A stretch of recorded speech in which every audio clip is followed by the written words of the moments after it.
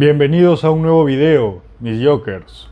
Quiero iniciar con una frase que resume este video, y es la siguiente: ni tus peores enemigos pueden hacerte tanto daño como tus propios pensamientos. A continuación, verán el temario para el día de hoy.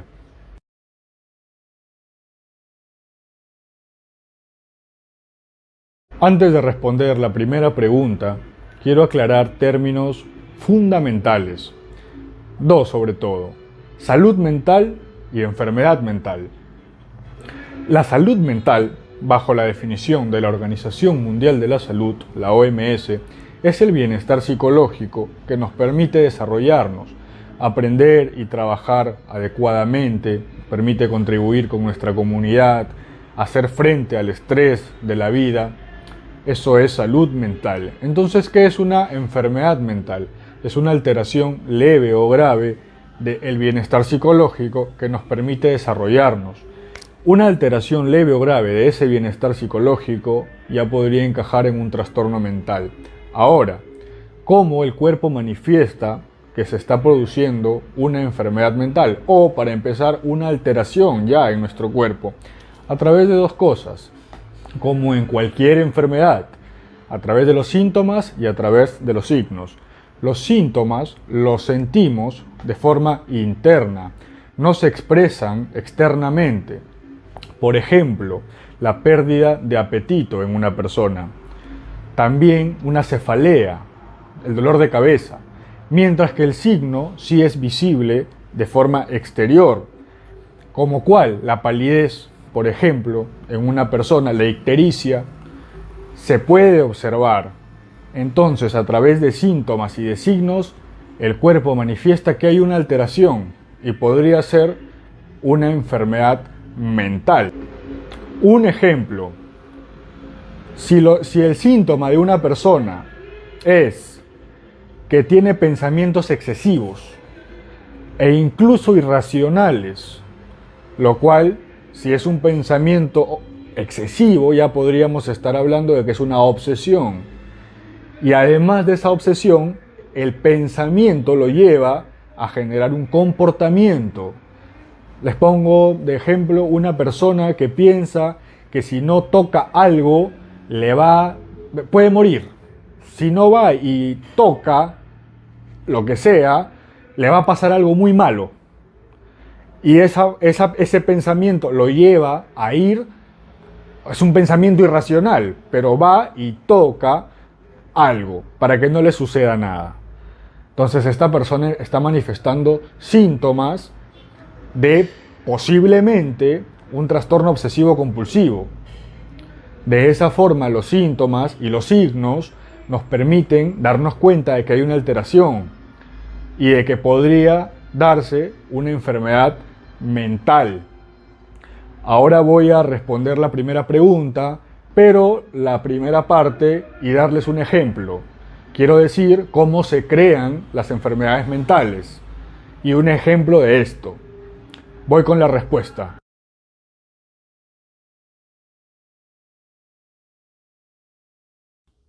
Respondiendo a la pregunta, ¿cómo se crean los problemas psicológicos o las enfermedades mentales? Antes de nada deben saber que los problemas psicológicos no surgen del cerebro y nada más que del cerebro sin que haya pasado nada. Nunca es así. La mente no funciona así. Porque siempre pasó algo. Siempre hubieron experiencias en la vida de esa persona que padece alguna enfermedad mental o problema psicológico que lo llevaron a sufrir dicha enfermedad. Pasa lo mismo, por ejemplo, cuando una persona empieza a escuchar voces, supuestamente de la nada. Siempre pasó algo en la vida de esa persona. Siempre.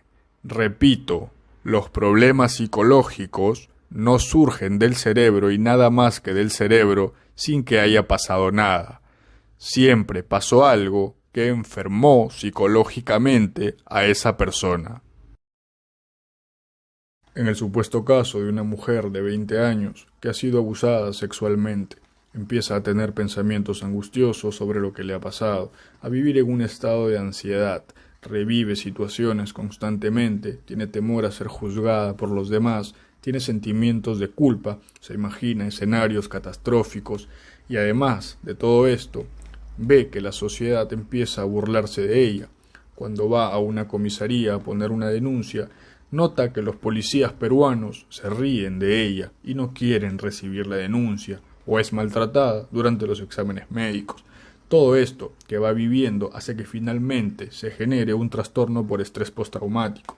Así se generan las enfermedades mentales, por experiencias previas y lo que la persona piensa acerca de dichas experiencias. Por lo mismo, es completamente prevenible. Si esta mujer, incluso después de dicha experiencia, estamos hablando de haber sido abusada sexualmente, hubiera recibido una atención psicológica adecuada, se hubiera prevenido el trastorno por estrés postraumático y también que se menoscabe su salud mental y física. Les pongo un ejemplo más. Y tomando en cuenta de que una persona no ha tenido una experiencia que ha generado carga emocional, sin embargo, sí ha tenido o ha vivido o ha sufrido dichas situaciones muchos años atrás. Sin embargo, después de muchos años, recién empieza a mostrar síntomas de una enfermedad, signos de una enfermedad. Les pongo este ejemplo.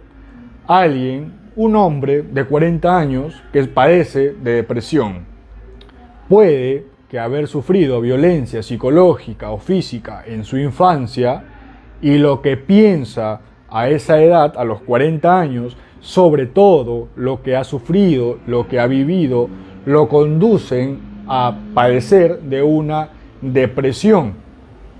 Así se producen las enfermedades mentales, vuelvo a aclarar. Ahora que les he dado estos ejemplos, vamos a ver cómo impactan a nivel orgánico estas enfermedades mentales. Fíjense bien en cómo inicia todo, desde el ejemplo que les voy a dar. Una persona, producto de una situación real que ha sufrido, por ejemplo, sufrir un asalto, o de una situación imaginaria, por ejemplo, que tenga el pensamiento de que cuando vaya a su trabajo se va a encontrar con personas conflictivas, tóxicas, y se va a generar una discusión por un tema determinado. El pensamiento también va a afectar en el organismo. Quiero decir, ya sea una situación real que vive esa persona o imaginaria, el cuerpo va a sufrir cambios y principalmente va a producir un estado de alerta en las personas, un estado de ansiedad. Fíjense cómo empieza todo. Pensamiento sobre alguna situación que va a generarse o una situación real que esté sufriendo una persona. Partamos de ahí. Empieza a sufrir cambios el organismo porque la persona ya se encuentra en un estado de ansiedad constante o un estado de alerta o de amenaza o de miedo. Y esta persona, su torrente sanguíneo empieza a inundarse de cortisol. Deben haber escuchado de la hormona del estrés, ¿verdad? Del cortisol.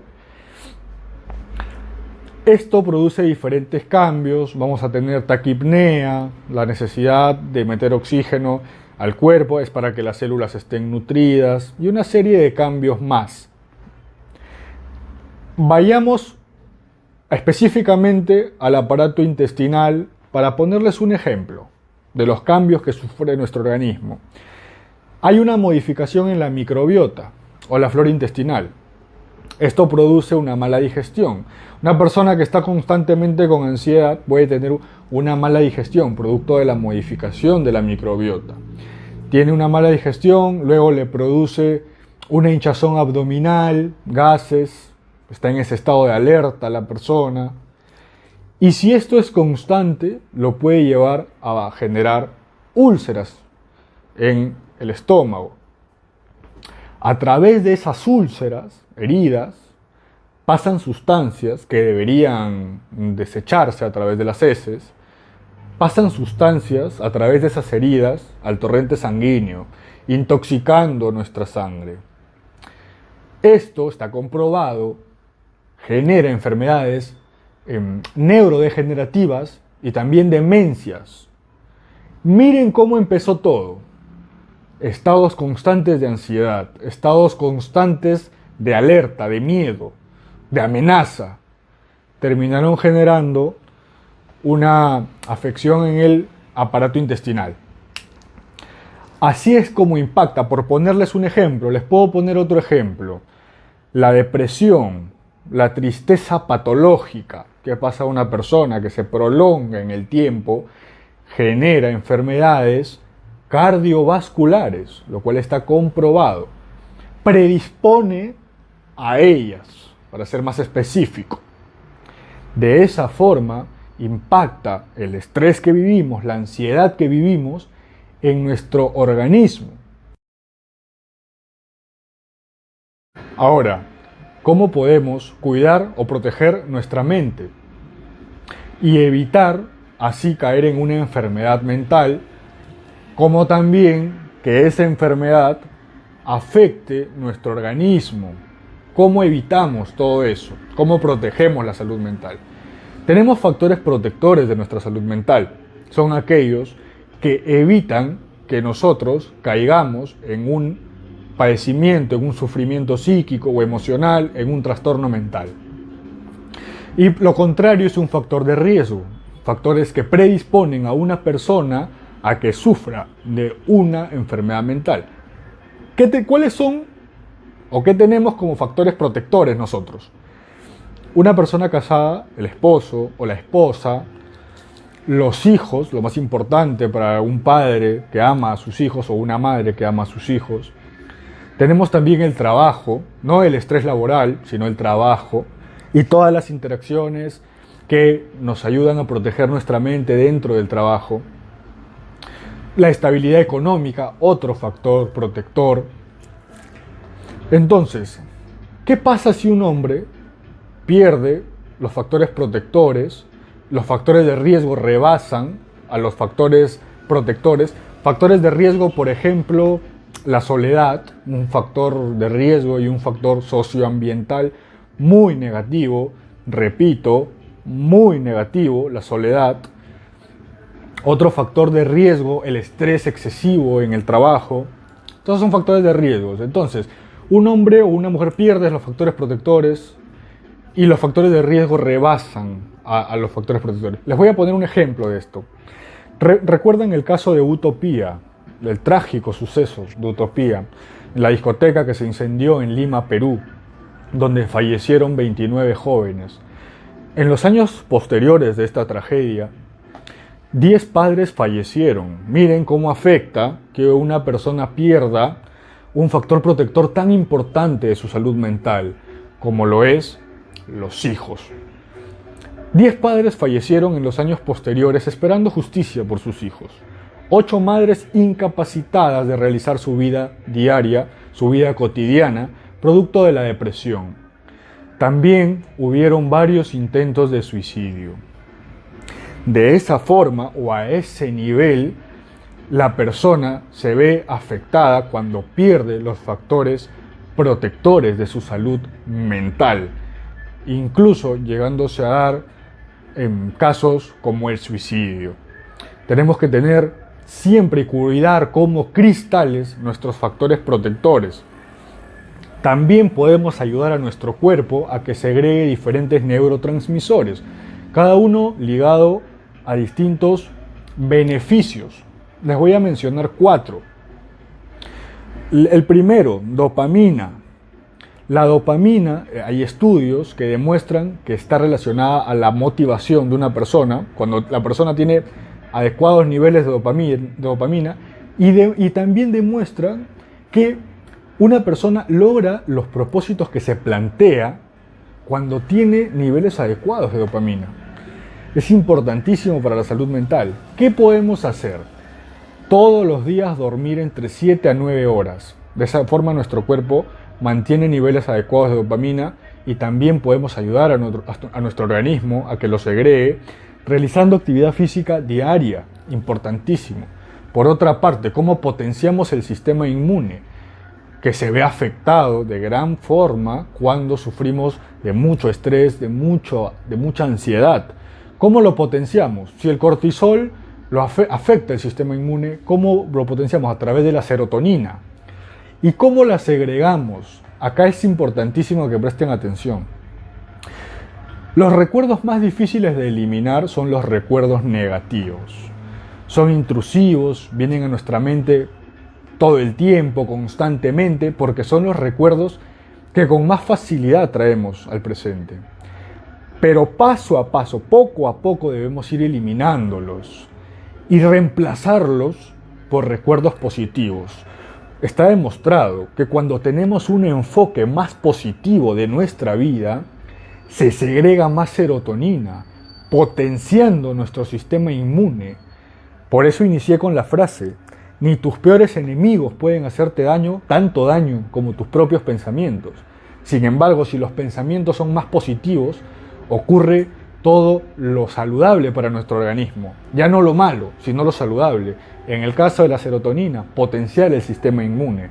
En el caso de la oxitocina ligada a la buena autoestima y a la confianza. ¿Cómo la liberamos? Contacto físico. Hay estudios que demuestran que con un abrazo liberamos oxitocina.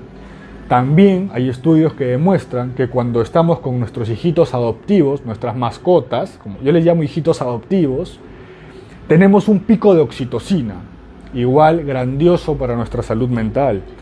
Y también las endorfinas. Las endorfinas son un analgésico natural.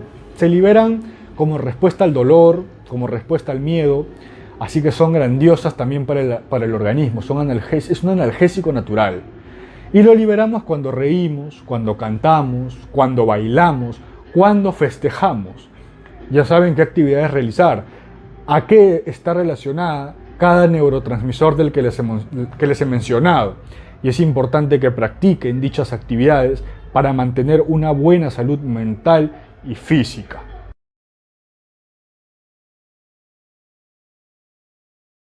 Ahora vamos con el tercer y último punto, la prevención para el suicidio.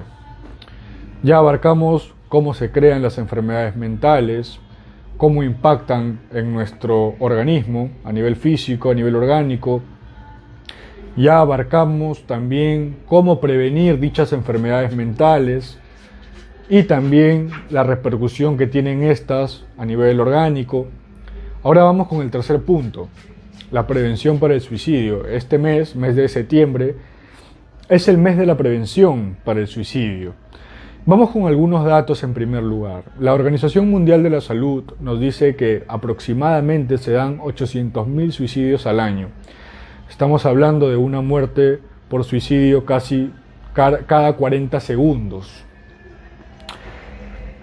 También nos dice que es la segunda causa de defunción más frecuente entre jóvenes de entre 15 y 29 años. La principal causa de muerte por suicidio es la depresión. Ahora, a través de los videos que les voy dando, que voy haciendo, de las recomendaciones que les voy dando, los ayudo a prevenir enfermedades mentales, cómo proteger nuestra mente, nuestra salud mental. Entre esas enfermedades se previene la depresión. Repito, es la principal causa de muerte por suicidio. Una persona puede proteger su salud mental con lo que les mencioné hace unos minutos. Los factores protectores, evitar los factores que nos ataquen, que rebasen a nuestros factores protectores, los factores de riesgo. Y esto se da en todos los ámbitos. Les puse algunos ejemplos de un adulto que pierde, por ejemplo, el caso de Utopía, lo recuerdan, pero esto se da en todas las etapas de la vida de una persona. Por ejemplo, en un niño, ¿no? En un niño, a pesar de que sufra de repente bullying en la escuela, cuando tiene soporte emocional en casa, contención, cuando además recibe una buena atención psicológica, psicopedagógica en la escuela, este niño, al tener un apoyo que es complementario y multidisciplinario, desde nosotros los psicólogos hasta sus docentes en la escuela, cuando se dan estos casos, el niño sale completamente ileso, sin un rasguño de esa situación, a pesar de la situación que está viviendo. Entonces, ¿qué es lo importante? Se da en los niños, en los adultos, cambian los factores protectores y de riesgo en todas las personas, pero ¿qué es lo importante? Que contemos con esos factores protectores, dependiendo del caso, y evitemos que los factores de riesgo rebasen a los factores protectores. Principalmente, evitar que la persona menoscabe su salud mental, caiga o tenga predisposición para padecer una enfermedad mental, un trastorno mental. Ahí está la clave. A pesar de todos estos datos que nos da la OMS, se puede prevenir, es completamente prevenible el suicidio. A través de evitar que la persona menoscabe su salud mental en primer lugar. Es fundamental. Dependiendo de la etapa de la persona, varía dependiendo del caso, por supuesto la atención es distinta desde nosotros los psicólogos y de cada especialista, pero por supuesto que atender de inmediato a una persona que está teniendo cierto sufrimiento, cierto dolor emocional, además incluso prevenirlo desde el momento en el que se puede evitar que sufra dichas situaciones, es fundamental también, y de esa forma se está previniendo el suicidio, en no caer en esa enfermedad. De esa forma, en los casos más extremos, cuando la persona enferma, ya las soluciones son otras. Las soluciones son otras, de repente restringir los medios más frecuentemente utilizados para cometer suicidio. Ya son mucho más radicales, ser internada a esa persona para poder salvarle la vida. O sea, va mucho más allá, algo que es completamente prevenible, pero que muchas veces no se atiende. ¿Por qué? Porque muchas personas dicen, si voy al hospital, en el hospital, algo que es cierto, a la persona que quiso suicidarse muchas veces la maltratan, encima el tiempo que la atienden en la atención psicológica es de 20 minutos, poquísimo tiempo. Además se dan cuenta de que no se toman en serio ese trabajo y quien las atiende es un practicante en psicología, a un paciente que ha intentado suicidarse, por múltiples razones. Otras no tienen el recurso económico para asistir a una consulta privada. Hay muchas personas que no se acercan a buscar a un profesional por diferentes temas. Pero es importantísimo que busquen todas las herramientas que tienen. El soporte emocional. Cada persona tiene sus propios factores protectores. Este es el video que tenía para ustedes, mis jokers. Pueden seguirme por mis otras redes sociales, en Instagram, así como también en TikTok, como Psic Enrique Karim Vargas. Hasta la próxima, mis jokers.